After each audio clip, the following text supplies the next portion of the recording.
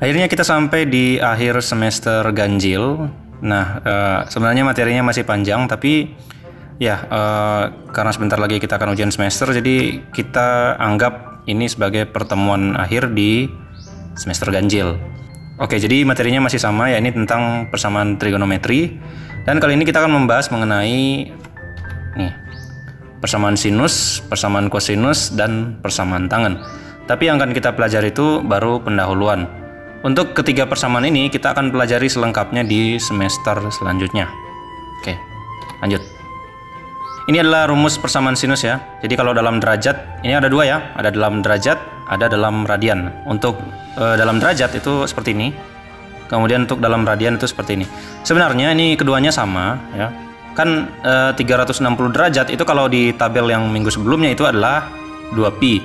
Sementara 180 derajat itu adalah pi. Jadi sebenarnya kedua rumus ini sama, tapi yang ini dalam derajat, yang ini dalam radian. Jadi dicatat saja dulu, nanti di pertemuan selanjutnya untuk semester depan kita akan pelajari bagaimana cara menggunakan ketiga persamaan ini. Oke, ini persamaan sinus ya. Lalu kedua adalah persamaan kosinus. Oke, ada sedikit perbedaan ya. Nah ini untuk persamaan sinus, nih. Lalu ini persamaan kosinus. Ya kalian bisa lihat perbedaannya. Ya. Sambil mencatat, kalian bisa memperhatikan mana perbedaan antara persamaan sinus dan persamaan kosinus.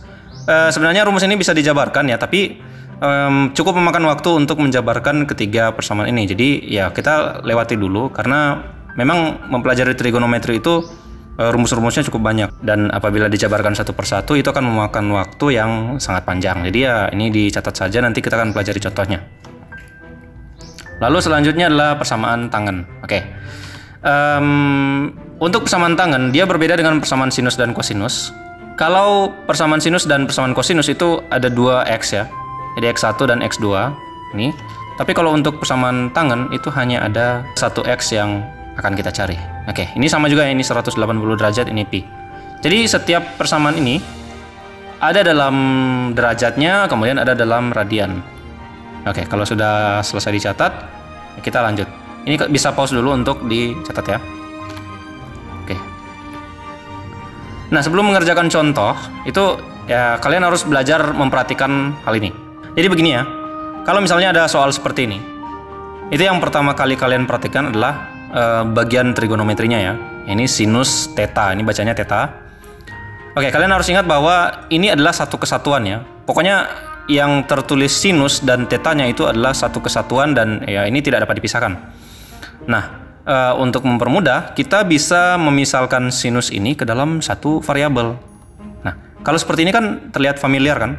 Kalian sudah mempelajari ini di matematika wajib. Jadi untuk menyelesaikannya tentu saja kita akan cari inverse dari positif 1/2 akar 3. Ingat ya, ini satu kesatuan, jadi jangan dipisahkan. Dan kita bisa misalkan dia sebagai X.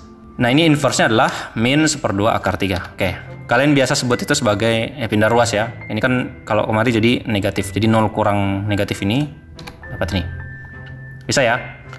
Nah tadi kita telah memisalkan bahwa X ini adalah sinus theta. Jadi kita bisa ganti kembali X ini menjadi sinus theta. Oke, jadi seperti itu. Ya kita lanjut.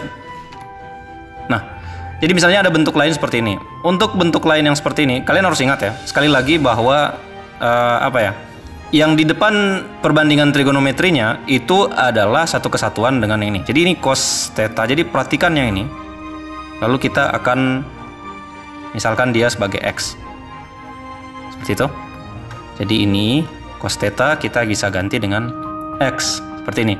Nah, kalau bentuknya seperti ini, kan kalian sudah tahu ya. Jadi negatif 1 kita jadikan di sebelah kanan itu positif 1. Jadi seperti yang sudah kalian pelajari sebelumnya. Kemudian 2 ini inverse-nya adalah 1/2. Jadi mudah ya. Dan X ini tadi adalah kosinus theta.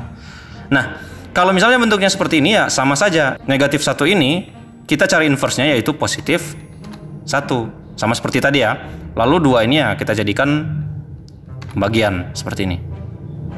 Sama ya, jadi sama persis dengan persamaan linear yang kalian pelajari di matematika wajib. Lanjut. Nah, bentuk lain yang seperti ini bedanya hanya ada pangkat 2-nya. tetap pokoknya ketika ada perbandingan trigonometrinya itu semuanya ini adalah satu kesatuan. Jadi sekali lagi, nah, seperti contoh sebelumnya, kita cari inverse dari positif 1 yaitu negatif 1. Sehingga di sebelah kanan menjadi 2 dikurangi 1. Nah 3 ini inverse-nya adalah 1/3. Jadi 2 kurang 1 itu 1. Kemudian ya ini akan jadi pembagian dengan 3. Jadi tangan kuadrat theta adalah 1/3. Nah untuk menghilangkan tanda kuadrat ini kita biasa menggunakan akar ya. Jadi menggunakan akar untuk menghilangkan kuadrat ini adalah hal yang sudah kita pelajari, itu biasanya di teorema Pitagoras. Jadi kita tarik akar seperti ini. Ini kan akar tangan kuadrat theta sama dengan akar 1/3. Jadi kalau di sebelah kiri kita tarik akar, sebelah kanan juga kita tarik akar. Nah ini akar dari tangan kuadrat theta adalah tangan theta, sementara ini kita pisah. Akar 1 per akar 3. Akar 1 adalah 1. Kemudian akar 3 ini kita bisa rasionalkan. Jadi seperti ini kan, ini akar 1. Lalu kita rasionalkan jadi seperti ini. Untuk merasionalkan penyebut bentuk akar ini, kalian bisa mempelajari kembali materi kelas 7 SMP. Ya, silakan dilihat lagi. Oke, ini adalah bentuk-bentuk lain dari yang serupa dengan contoh-contoh barusan ya. Jadi kalau bentuknya seperti ini, yang mana kira-kira yang menjadi satu kesatuan? Jadi kalian bisa lihat yang pertama ini adalah 2 kosinus X tambah 30 derajat sama dengan 1. Kemudian yang kedua adalah 2 tangen X kurang 3pi per 4 sama dengan negatif 1. Kemudian yang ketiga adalah 2 kosinus kuadrat 2X sama dengan 2.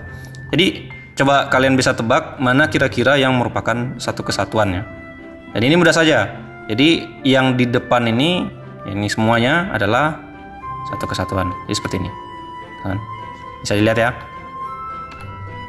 Nah, untuk mengerjakan ini ya silakan kalian bisa coba di rumah sebagai latihan ya, karena memang materi pendahuluan ini cukup singkat dan tidak memakan banyak waktu. Oke, demikian materi hari ini. Terima kasih dan selamat belajar.